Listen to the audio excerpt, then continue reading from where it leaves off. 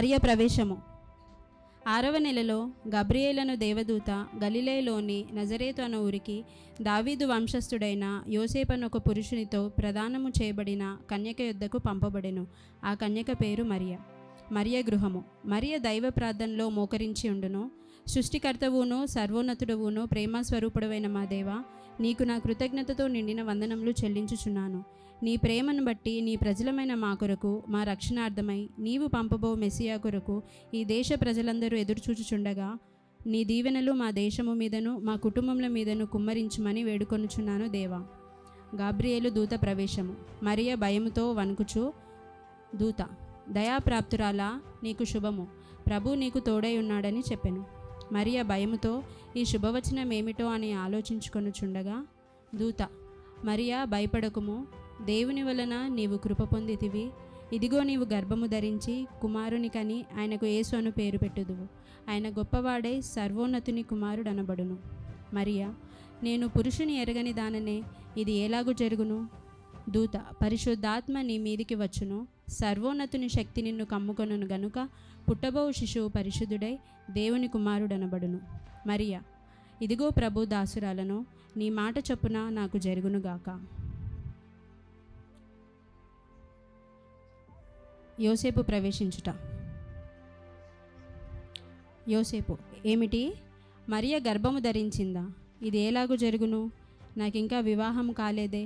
అయితే నేను ఆమెను రహస్యంగా విడిచిపెట్టేస్తాను. దూత, దావీదు కుమారుడవైన యోసేపు, నీ భార్య అయిన మరియను చేర్చుకొనుటకు భయపడకుము. ఆమె గర్భము ధరించినది పరిశుద్ధాత్మ వలన కలిగినది. ఆమె ఒక కుమారుని కనును, తన ప్రజలను వారి పాపముల నుండి ఆయనే రక్షించును గనుక ఆయనకు యేసు అను పేరు పెట్టుదువు. యోసేపు నిద్ర మేలుకొని ప్రభుదూత తనకు ఆజ్ఞాపించిన ప్రకారము చేసి తన భార్యను చేర్చుకొనెను.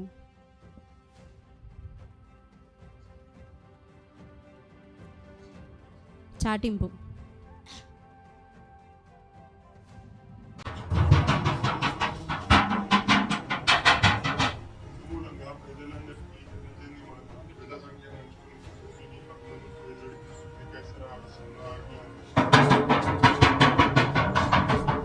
మరియా యోసేపులు ఆ సంఖ్యలో వ్రాయబడుటకు గలిలయలోని నజరేతు నుండి యూదయలోని బెత్లెహేము అనబడిన దావీదు ఊరికి వచ్చి వారు అక్కడ ఉన్నప్పుడు ఆమె ప్రసవ దినములు నిండెను. వారికి ఊరిలో స్థలము లేనందున సత్రపు యజమానుల యొద్దకు వచ్చి స్థలము అడుగుచుండగా,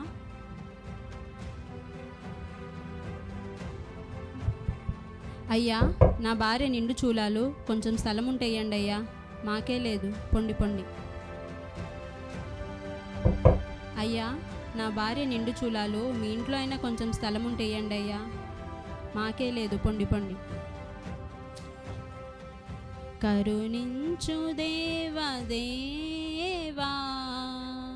స్థలమైన చూపరావా. దేవా, స్థలమైన చూపరావా. అయ్యా బాబు, నా భార్య నిండు చూలాలు, మీ ఇంట్లో కొంచెం స్థలం ఉంటే ఇయ్యండి అయ్యా.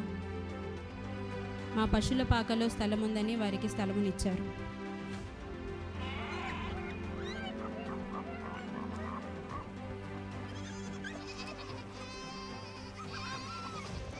ఆ దేశంలో కొందరు గొర్రెల కాపర్లు తమ మందను కాచుకొనుచుండగా,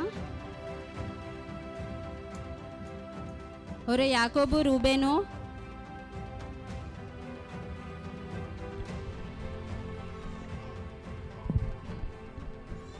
ఒరే యాకోబు, రూబేను, యూదా, చీకటి పడుతోంది. మనమందరము మన గొర్రెలను తీసుకొని యెహోవా దేవుని ప్రార్థించుకుందాం. మన దేవుడు మనల్ని కునుకక నిద్రించక కాపాడే దేవుడు కదా, సదాకాలం మనతో ఉంటాడు. ఇలా రండి, ఆయనను స్తుతించుకుందాం.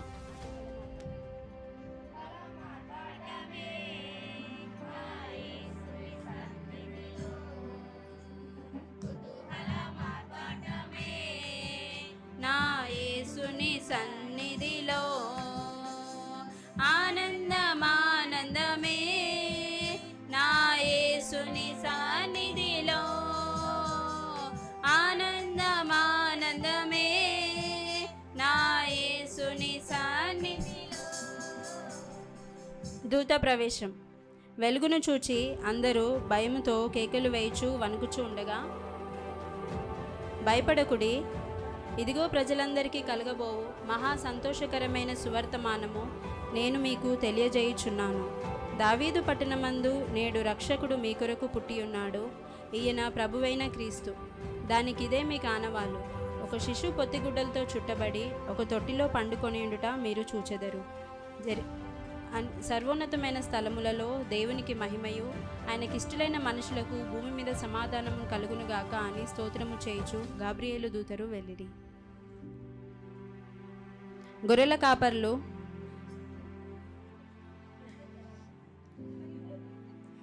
జరిగిన కార్యంను దేవుడు మనకు తెలియజేసి ఉన్నాడు.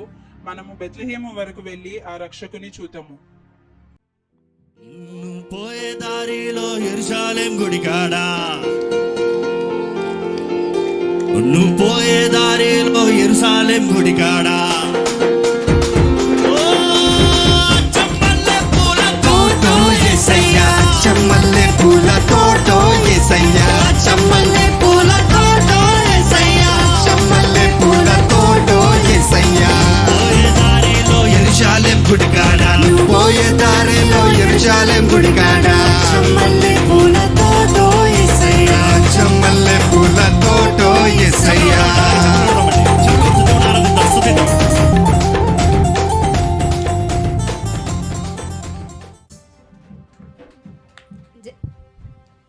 తూర్పు దేశపు జ్ఞానుల ప్రవేశం. స్నేహితులారా, చాలా దినములు ప్రయాణము చేసి ఈ స్థలానికి చేరుకున్నాము. ఇచ్చట నుండి ఏ దిక్కునకు పోవలెనో మనము జాగ్రత్తగా గ్రహించవలెను. అక్కడ యెరూషలేము అనే యెహోవా దేవుని ఆలయం ఉన్నదని నేను చరిత్ర గ్రంథాలలో చదివాను. ఇంకా ఆలస్యం ముందుకు సాగుదాం పదండి.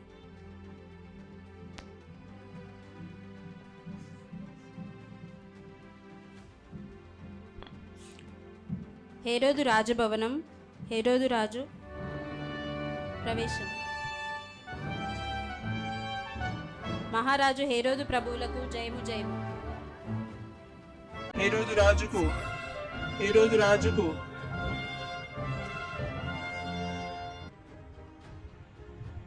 తూర్పు దేశపు జ్ఞానులు హేరోదు రాజు వద్దకు రాగా,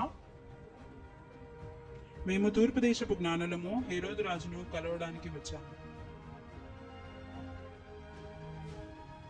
తూర్పు దేశపు జ్ఞానులు వచ్చి ఉన్నారు, వారిని లోనికి ప్రవేశపెట్టుము. ప్రణామములు మహారాజా. మహాజ్ఞానులారా, మీరు ఈ దేశానికి వచ్చిన సంగతి మేము వినగోరుచున్నాము, వివరముగా చెప్పండి. జ్ఞానులు.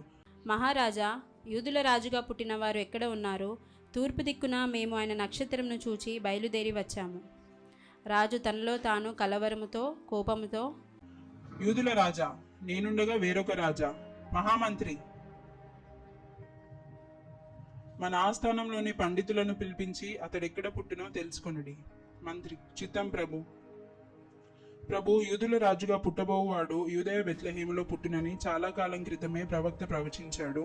యూదయ దేశపు బెత్లెహేమ, నీవు యూదా ప్రధానులలో ఎంత మాత్రమునూ అల్పమైన దానవు కావు.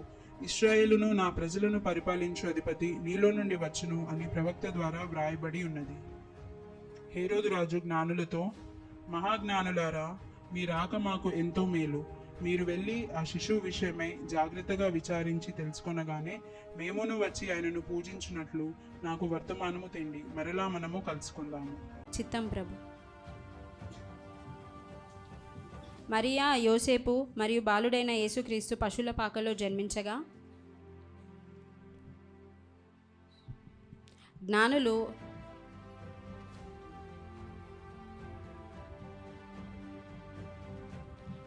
తాము తీసుకొని వచ్చిన కానుకలను బాలుడైన యేసుక్రీస్తునకు సమర్పించిరి. యూదుల రాజా, నేను నిన్ను పూజించడానికి తెచ్చిన ఈ బంగారంను అంగీకరించుము, నన్ను దీవించుము. రాజులకు రాజా, ఈ బోలమును స్వీకరించి నన్ను ఆశీర్వదించుము. సర్వలోక రక్షక, ఈ స్వచ్ఛమైన సామ్రాణిని అంగీకరించి నన్ను కరుణించి దీవించుము. మనకై మన యేసు పుట్టేను, మనకై మన యేసు పుట్టేను, బెత్లెహేములో పశుల పాకలో, బెత్లెహేములో పశుల పాకలో.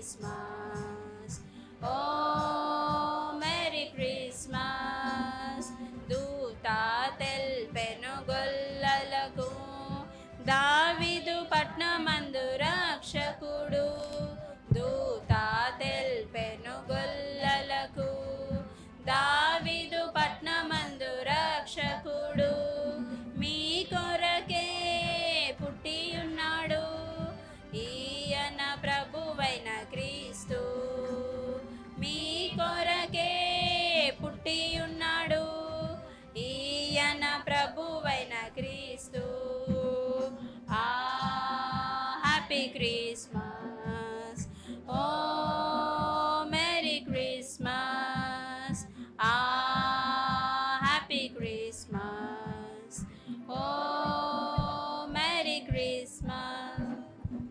మీరు ఇంతవరకు యేసు జననంను చూచి ఆనందించినారు కదా. కేవలము చూచటం మాత్రము కాదు కానీ ఈ సెమీ క్రిస్మస్ సందర్భంలో అనేక విషయంలో నేర్చుకొని అనుసరింపవలసిన వారమై ఉన్నాము. మొదట మనుషులకు లోకమునకు భయపడవద్దని, రెండవదిగా గొర్రెల కాపుర వలె మనము కూడా యేసే రక్షకుడని ఇతరులకు ప్రచురము చేయవలసిన వారమై ఉన్నాము.